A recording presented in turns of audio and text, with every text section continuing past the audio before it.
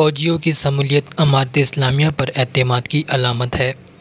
چند دنوں سے ہم مشاہدہ کر رہے ہیں کہ ماضی میں غاصبوں کی صف میں خدمت انجام دینے والے سیکورٹی فورسز ملک کے طول و عرض میں جوک در جوک امارت اسلامیہ کے مجاہدین کے سامنے ہتھیار ڈال رہے ہیں۔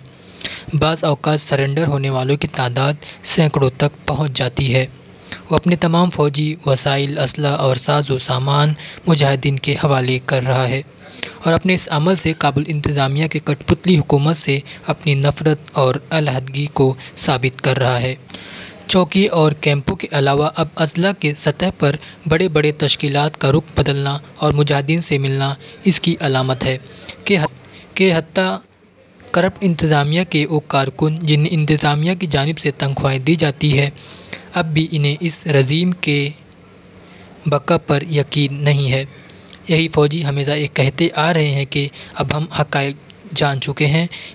اس کے بعد ان چند غلاموں کے لیے قربانی کا بکرا نہیں بنیں گے۔ جن کے بال بچے بیرونی ملک میں عیش و عشرت کی زندگی گزار رہے ہیں، وہ یہاں ملک کو لوٹنے کے لیے آئے ہیں اور جھوٹے طریقے سے ملک کی حفاظت کے نعرے لگا رہے ہیں۔ جیسے کہ فوجیوں کا ہتھیار ڈالنا کابل انتظامیہ کی اعتماد اور ساکھ کے زوال کی علامت ہے، اس برعکس امارت اسلامیہ کی صفوف میں اتنی بڑی تعداد میں فوجیوں کی شمولیت اس بات کی نشانی ہے کہ اب افغانستان کے تمام طبقات حتیٰ کہ مخالف صف میں موجود افراد کو بھی امارت اسلامیہ پر پورا اعتماد ہے، اپنے مستقبل کو امارت اسلامیہ سے جوڑ رہا ہے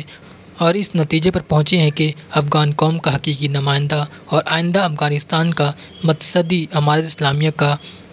ہی اسلامی اور افغان قوت ہے۔ جیسا کہ امارت اسلامیہ نے ہمیشہ مخالف افراد کو عام معافی اور دعوت کے اعلامیے جاری کیے ہیں، عملی طور پر بھی ثابت کر دکھایا کہ مخالف فریق کی فوجیوں اور صلح حکام کے لیے امارت اسلامیہ کی محبت بھری آغوش کھلی ہے، ان سے بدلہ لینے کا ارادہ نہیں رکھتی، بلکہ اس کی کوشش یہ ہوتی ہے کہ انہیں معافی اور دعوت کے ذریعے سے موت سے نجات دلا دیں تاکہ اپنے کنبوں اور بچوں کے ساتھ پرسکون اور تسلی بخش زندگی گزاریں۔ مخالف صف سے آنے والے فوجیوں کا استقبال ان سے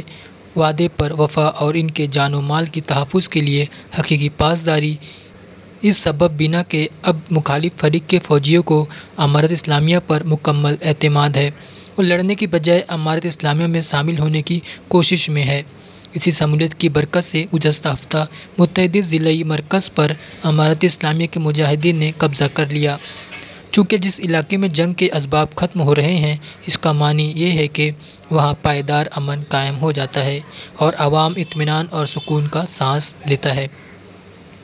افغانستان میں جلد از جلد جنگ کے اسباب کے خاتمے اور پائیدار امن قائم ہونے کی خاطر ہم مخالف فریق کے تمام کارکنوں اور خاص طور پر فوجیوں کو بتلاتے ہیں کہ شمولیت کے عمل میں شریک ہو جائیں۔ امارت اسلامیہ نہ صرف انہیں خوش آمدید کہتی ہے، بلکہ ان کے جان و مال کی حفاظت کی ضمانت بھی دیتی ہے۔